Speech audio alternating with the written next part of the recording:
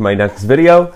I'm your host, Nature Nick, and today we're going to be talking about a pretty interesting topic, I thought. I've never seen another YouTube video of this. We're going to be talking about keeping pets, and can my animals or my pets make my baby sick? So today with me today, this is her YouTube debut, I have my 2-month-old baby. This is Sophia. Sophia, say hi. Hi to everyone on YouTube. So here you dropped your binky. There we go. So today we're going to be talking about common diseases that animals can carry and make us sick. So I want to start off with saying that, first of all, there are diseases that every animal carries. And in each animal, each family of animals has a specific disease that they may carry. And that's always a risk, no matter the type of animals that you have, no matter how hygienic you are and with what you do. So today we're just going to be talking about precautions that you can do if you have babies or young children in your house and what you could do. Now, the reason I thought about making this video is because as a new parent, everyone is telling you that to be careful of everything under the sun. Between my in-laws, my parents, cousins, everyone, I'm getting it from all sides. And of course, because I have animals, everyone is very worried so that something might happen to Sophia here. And doing this long enough, I know that I'm a statistics person, I'm a numbers person. I know that the likelihood of any of these guys getting this baby sick is slim to none, especially with how careful I think I am. So we're going to talk about each group of animal. I have quite a few animals with me today, and each one of them are going to be representing a certain group of animals and certain diseases that they may carry. So babies, in particular, they're considered immunosuppressed because they have no immune system, and geriatric people also fit into this category.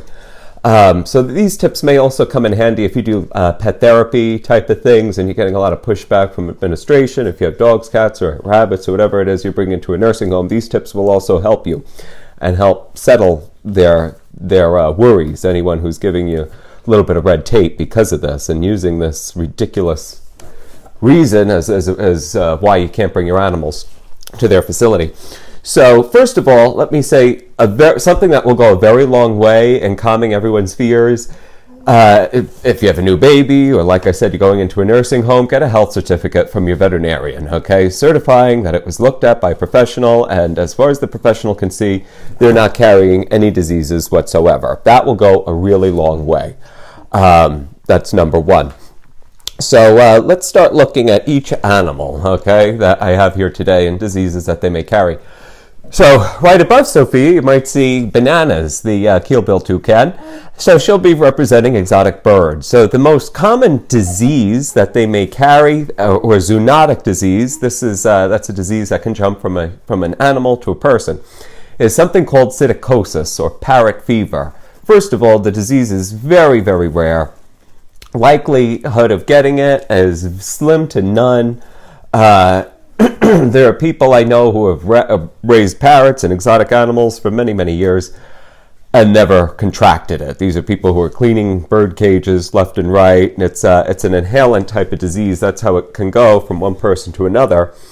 So that's really the only thing you would have to worry about with exotic birds or parrots and things like that.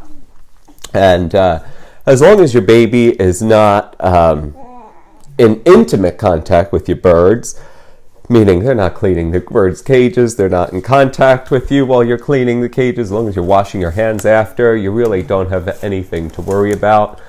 And so moving along, another disease-carrying animal would be a rabbit, and rabbits can carry something called Pasteurella.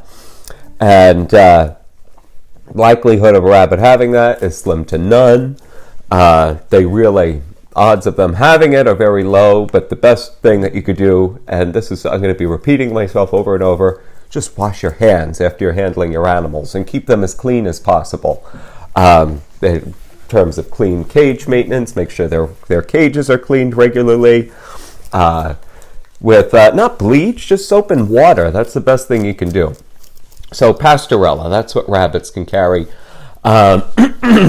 With snakes, the most common thing that you'll hear with reptiles and snakes, and particularly turtles, is salmonella, which is a pretty nasty disease you get into your digestive tract. And most commonly associated with uncooked chicken that's left out in your counters. But if you're a new parent, you know all about this. Okay, you know about the risk of salmonella. And with an animal like a snake, they don't really have folds in their skin the way lizards and turtles do. And they're a very dry animal. So the likelihood of a snake carrying salmonella is slim to none. Don't be afraid of snake. All right, here we go. We're going to make a Bindi Irwin out of you. Yeah, don't worry. So this is the likelihood of a snake is very unlikely. In the 1960s, there were these little baby turtles that were sold in department stores that were like very small, and they would sell them in a fishbowl. And that was like a salmonella factory because it was an aqueous environment, a very wet environment. There was no sanitation done. Nobody was cleaning these little turtle fish bowls and changing the water and doing anything. And because turtles have so many folds in their skin, just a little bit of salmonella, that was salmonella central. And little kids would come along, toddlers, and they'd take the turtle, put it in their mouth, or touch their fingers in their mouth, and they get salmonella. It was such a big problem. It's now illegal to sell turtles under 4 inches that a baby or an infant could put in their mouth and contract that disease. But again, just wash your hands. That's the best thing you can do that I would recommend. And moving right along, right behind me, you see King Arthur. This is the giant blue-crowned pigeon. He's going to be representing poultry and chickens and pigeons that you might be keeping. The most common thing that you'll see with those guys is also salmonella. There's something called bird flu. Very, very rare. Like I said, just make sure you wash your hands after taking care of any of your animals. You will have nothing to worry about, okay? From a statistics standpoint, the likelihood of your animals getting your baby or family member sick is really slim to none. Just do common sense. Wash your hands. Keep your animals' cages as clean as possible. Okay, so signing off. This is Nature Nick and Sophia with their YouTube debut. If you like this video, be sure to like and subscribe and ring that bell. Okay, hit the little bell icon if you'd like notifications. I'm putting out new videos just about 4 to 5 times a week, so there's always new information coming at you about raising exotic animals. All right, so I hope you enjoy all of your animals.